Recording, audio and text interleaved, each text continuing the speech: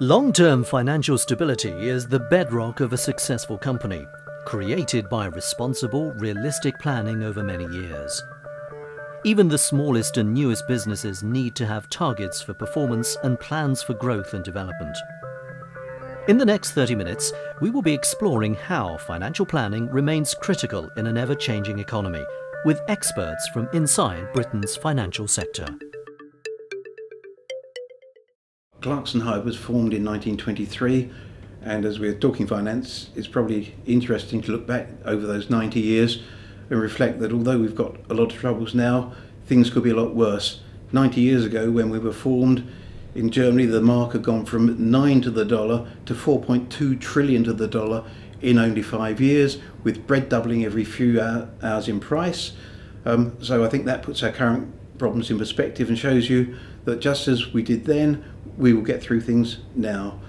As far as our own firm is concerned, we've had our ups and downs over the 90 years, but we're now a complement of about 50 staff and partners based in the West End of London and in Sutton in Surrey.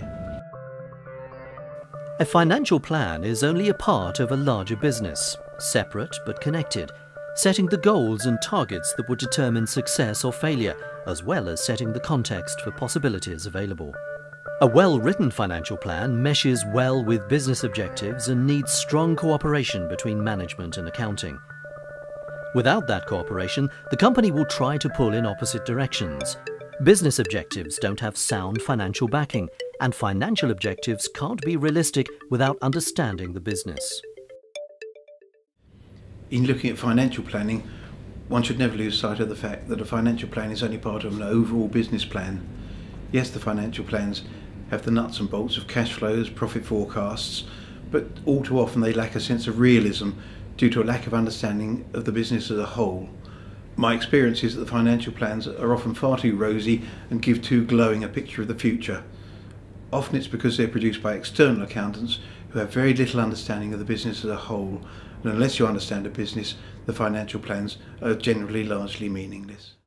The recent liquidity crisis has caused major problems for many companies, with credit and overdrafts being harder to come by, forcing many to reevaluate their existing financial plans and restructure how they invoice.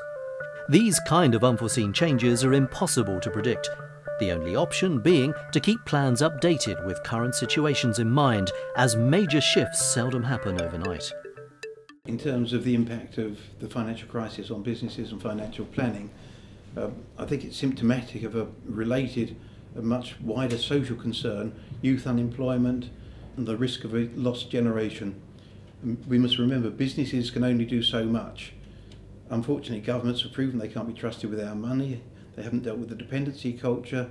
They're in a Euro blame game, notwithstanding that some of our competitors in Europe have grown quite a lot while we've still shrunk 4% over the recession.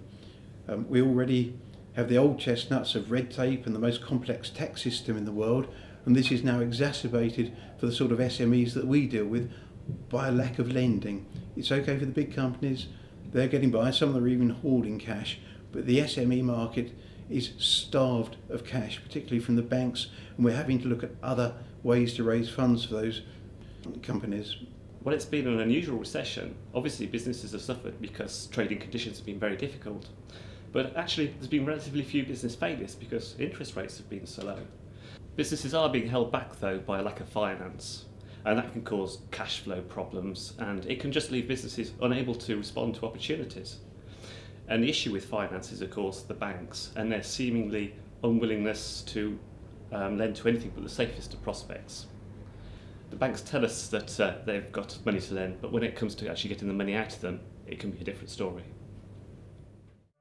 Some businesses, such as technology or internet companies, exist in a market that can be extremely volatile, fueled by research breakthroughs and wildly unpredictable trends in society.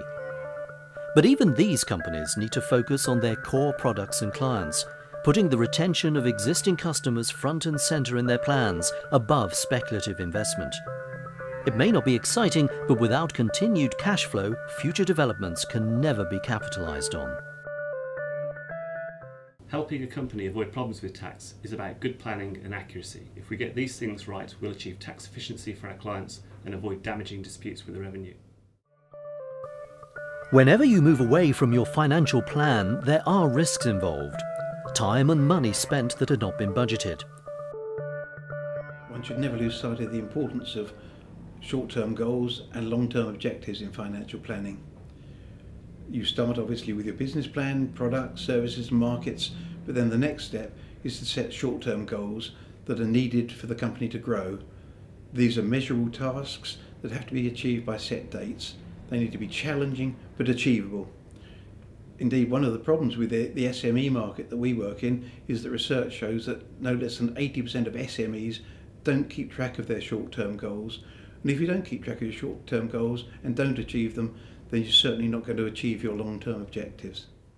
The consequences of not doing financial planning and doing it well will involve lost opportunities, bad decisions being made, resources wasted, and could also lead to increased tax due.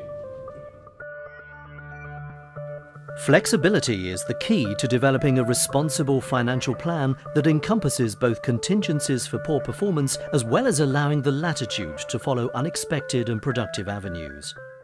Most firms in our profession are based purely on complying with rules and regulations, but unlike most professionals, most accountants, most lawyers, and I guess most politicians, several of our team have been in the real world, dealing with real companies, real problems, real people, and that's why we think that we're ideally suited to help people overcome barriers to growth and to apply our commercial skills to their financial problems.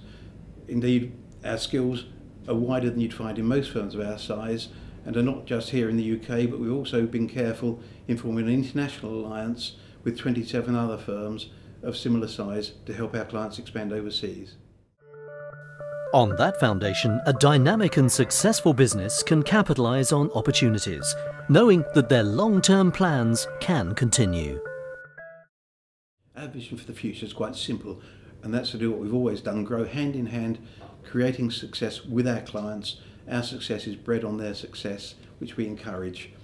Our woes won't be solved by politicians, rather they'll be solved by entrepreneurs. People tend to forget that 50% of the GDP in our country comes from SMEs and 60% of job creation comes from the same small businesses.